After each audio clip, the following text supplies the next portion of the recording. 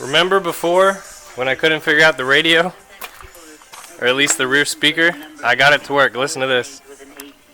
There we go. So it's Collagenate Light Rejuvenate. Now the name of your company is Vim and Vigor, but the product is Collagenate. It comes in a blue bottle. I'm not supporting the radio ad, but the rear speaker does work. Vim of Vim and Vigor's Collagenate. So I have it set on even. Discussing the many benefits of Collagenate, not just weight loss, but many other great benefits. So it's pretty neat to see that an AM radio from 1956 had two speakers, but it all works the way it's supposed to. It's pretty awesome. What was the fix? I think it was two things. One, I fixed the ground. I cleaned up all the mounting points and all that stuff on the speaker. But two, I plugged in the wire. Yeah, the wire had come off. So it's plugged in now and it works great. Here's the back of the speaker. Sorry for the awful cameramanship. But yeah, the green wire just plugs in right there. And it was unplugged, so I plugged it in and then it worked. So this is funny because this isn't even part of the radio. So one speaker runs the other speaker. But yeah, simple as that. Pretty cool. Probably the worst piece of my interior is this part of the door panel. So water had leaked into the car for so long that I guess it's cardboard. The panel's just rotted away and gone. All that's left is this. And this is the worst part. My wife hates sitting next to it, so we're going to try to fix it with that. It's not really as nice as the other one, but at least it's all there. So the plan's going to be take the nice pieces, aka this, and the piece below it, and then take it all apart and put these pieces on a replacement panel that I have. I mean, somewhat replacement. It's at least it's still all there. There's that. So it's from another Sedan Deville, but I'm gonna use some spray glue magic and see if we can get it to work. Here's a quick look at the back of the replacement panel. You might think it looks pretty crappy, and I shouldn't use that, but take a look at this. That's the one that was on my car. Yeah, pretty gross. Like I said, hey, look at that. 1956. Looks like 080. I can't read what else it says. This one doesn't have a date on it. Anyway, but yeah, look at that. Pretty crappy. So the plan is going to be take this panel apart, take pictures as I go, figure out how it goes together, because there's like 8 different layers. It's interesting, all the guys with the Tri-5 Chevrolets, like, oh, they just buy new door panels, basically because it's just one card and it goes on and you're done. This has this piece, okay, there's 3 pieces of trim, then there's this leather piece, this cloth piece, this leather piece with padding underneath it, a support for the armrest, and then this leather piece as well. So there's like 8 different pieces to the armrests, and it's more of a challenge to put it back together, so we'll see how it goes. Looks like step 1 and 2 are these trim panels. I think the order is this. So from the very bottom you have the pad and the armrest. This piece goes on, that piece goes on top of the armrest, this piece also goes on top of the armrest, then that leather piece goes on top of the cloth, and then all the trim on top to hold it together. What a pain in the butt.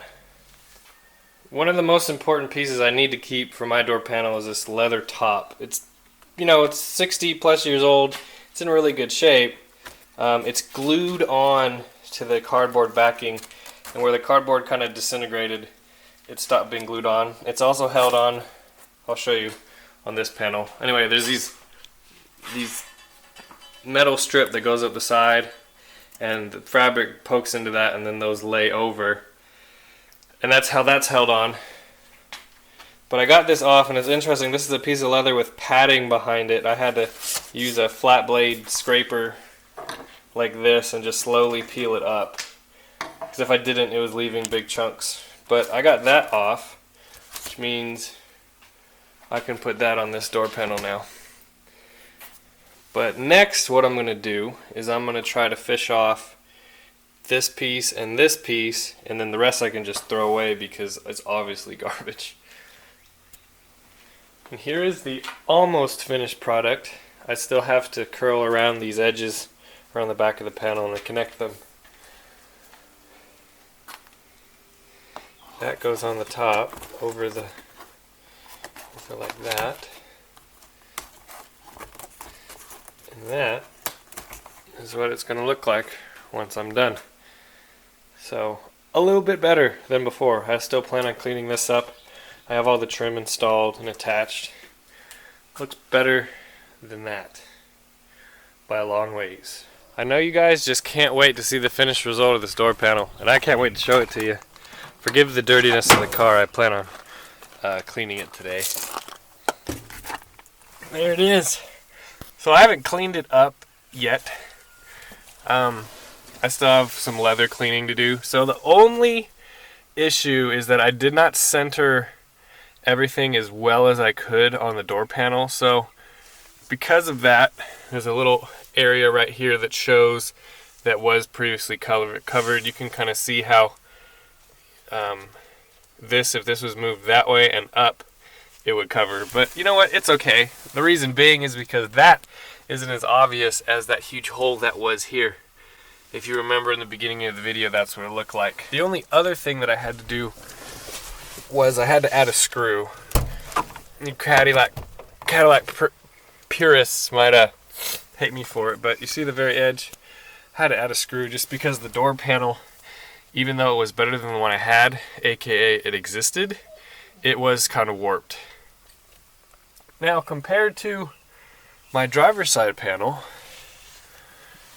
it actually looks better than my driver's side panel. There's a couple things I need to do on the driver's side. It's kind of suffering from the same thing as the passenger side was. It's falling apart and shrinking. So I might do the same thing with that panel as I did with the passenger side. I do have another good panel for the driver's side, as you guys might have or might not have seen. But yeah, that one needs a little bit of love as well. Water has gotten behind it just like the other one, and it's doing the same thing. Luckily, this part right here is in good shape in the other panel. All I will have to do is replace or swap out the cloth in the bottom and then the leather on the top, and then I can just put the whole other panel on. The second thing that I did was I swapped out this temp gauge. So now this temp gauge works. Before it wasn't working, now it does. I didn't really make a video on it just because I just pulled the dash, put the gauge in, put it back in. But one thing I do want to ask you guys about is the washer under the hood. Probably about a year ago, I bought this washer bottle off of eBay, claiming that it was rebuilt and good.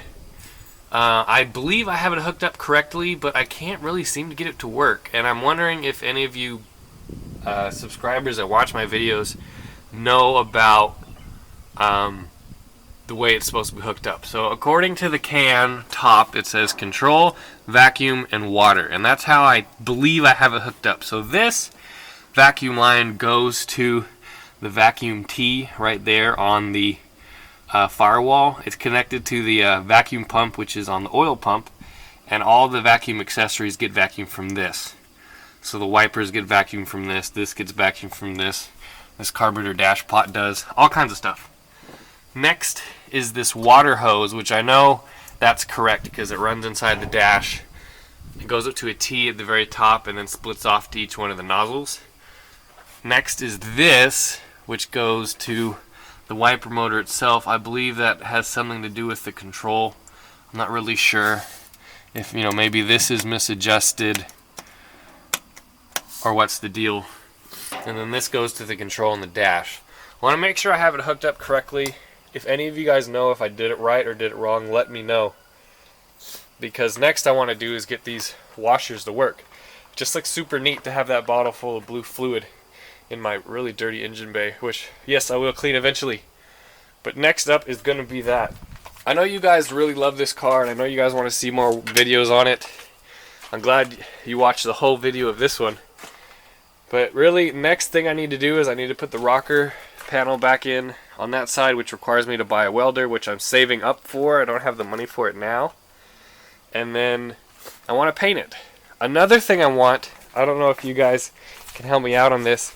I've been looking for a Sedan Deville like mine, but I need a parts car because I want to redo the front and rear suspension, and it's to me, it's a better idea to redo suspension out of a different car and then be able to swap it in over a weekend. But also, I want a car that has fog lights. So this is one panel. I want a car that has the auto dimming headlights, or the Autronic Eye, which is a piece that goes in the dash right here. Auto dims your headlights. But what I really want a car that has factory air conditioning, so the little pods right here. I've been looking every day for a 56 Sedan Deville with those options. I don't really care about body, I just care about how those options being intact, and so I can put it in and pretty much park one next to this one and then swap it over little by little. Haven't found one yet. Maybe you guys know of one. I'm trying to find one local because my budget is only about $1,500. But I figure it's doable because one, it's a 4-door, nobody really cares. But two, I don't care about rust, so it can be rusty as heck, and I'll still buy it because really what I need is electronics out of it. So, well, there's also a couple pieces of trim I need.